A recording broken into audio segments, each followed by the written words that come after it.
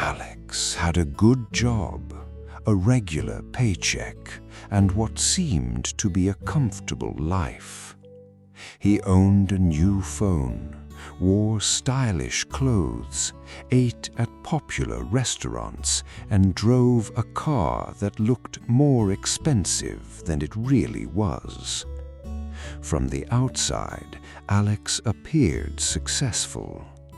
But every month, a large part of his paycheck disappeared before he could save anything. Where was all his money going? The answer was hiding inside several small monthly payments. Alex was paying $85 for his phone, $240 for furniture, $460 for his car, and minimum payments on 3 credit cards. Each payment looked manageable on its own. Together, they were controlling his financial life. When Alex wanted something, he rarely asked, "Can I afford this?" Instead, he asked, "Can I afford the monthly payment?" That small difference created a big problem. One day, Alex received an unexpected $900 medical bill. He had no emergency savings, so he used another credit card. A few weeks later, his car needed repairs. That expense also went on to the card. Soon, Alex was using debt to pay for emergencies, groceries, subscriptions, and even older debt payments.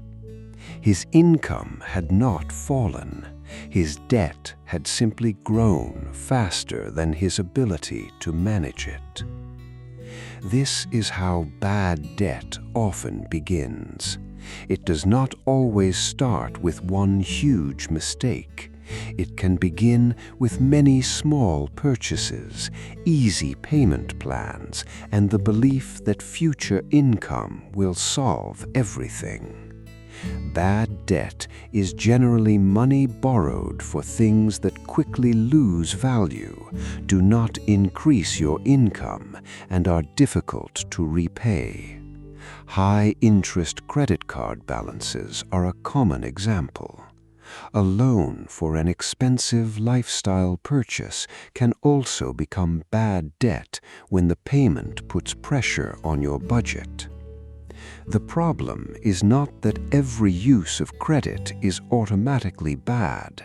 The real problem begins when debt costs more than the value it gives you. Imagine buying a $1,000 item with a credit card and paying only the minimum amount each month.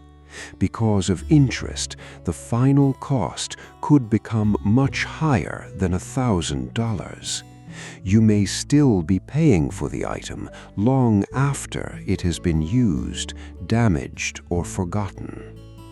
So how can you tell whether a debt is dangerous before you accept it? Start with 3 questions. First, will this purchase increase in value or help me earn more money? Second, can I repay it comfortably without depending on overtime, bonuses, or future raises?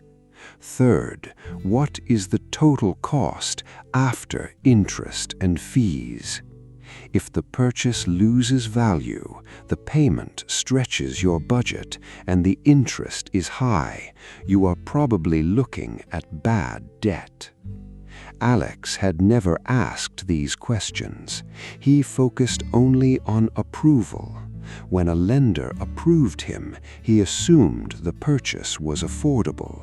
But approval does not mean affordability. A bank or credit card company may decide that you are eligible to borrow. Only you can decide whether the payment fits your financial goals.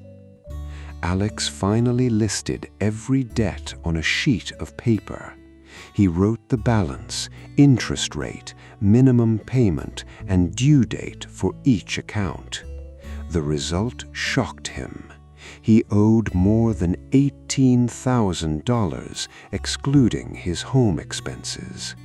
He was also paying hundreds of dollars in interest every month. That money was not building savings. It was not buying new assets. It was simply paying for decisions he had already made. Alex realized that avoiding bad debt was not only about saying no to loans, it was about creating a system that made unnecessary borrowing less likely.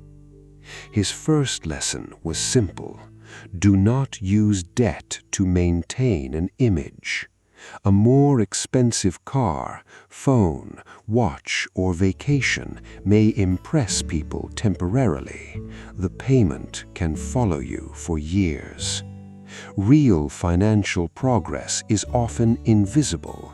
It looks like an emergency fund, a low credit card balance, and money left after every paycheck.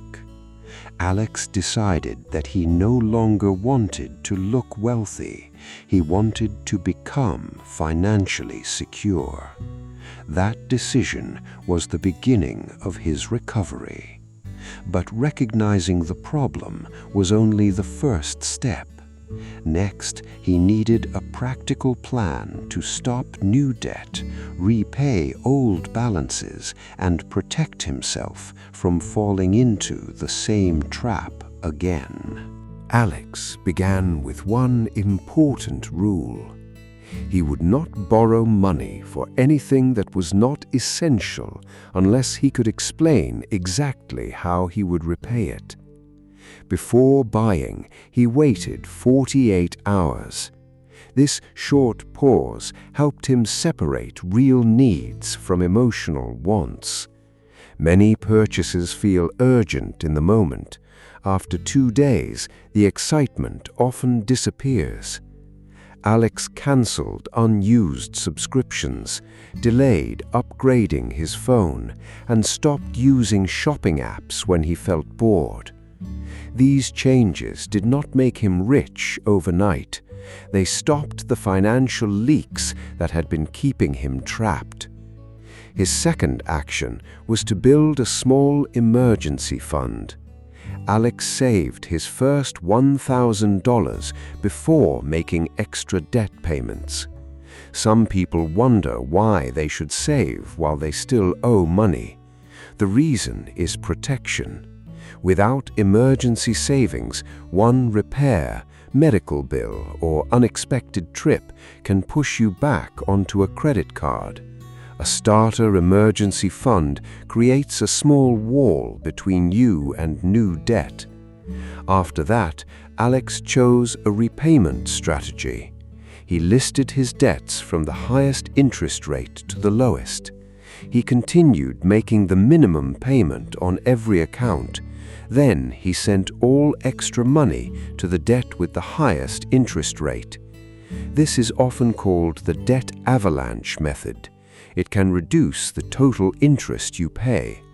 Another option is the debt snowball method. With that approach, you repay the smallest balance first. It may cost slightly more in interest, but the quick wins can provide motivation. The best method is the one you can follow consistently. Alex chose the avalanche method because his credit card interest rates were very high. His third action was to make borrowing more difficult. He removed saved credit card details from shopping websites. He stopped carrying multiple cards. He lowered spending limits where possible. He also created automatic payments for at least the minimum amount, helping him avoid late fees and missed payment penalties. Then he made a simple monthly budget. He divided his income into essential expenses, savings, debt repayment, and personal spending. He did not remove every enjoyable activity. A budget that feels like punishment is difficult to maintain. Instead, Alex gave himself a reasonable amount for entertainment and eating out. When that amount was gone, he waited until the next month. But what should you do before taking a new loan? Use this 5-step debt safety check. Step 1. Identify the real purpose. Are you borrowing for a genuine need, an income-producing opportunity, or a temporary desire? Step 2. Calculate the total cost. Do not look only at the monthly payment. Check the interest rate, fees, repayment period, and final amount paid. Step 3. Test the payment. Imagine your income dropped by 20%. Could you still make the payment and cover essentials?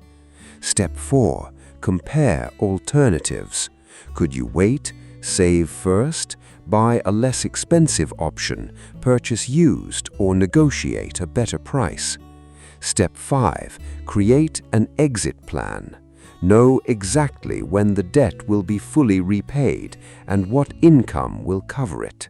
If you cannot answer these questions clearly, delay the loan. A delayed purchase is usually easier to handle than years of financial stress.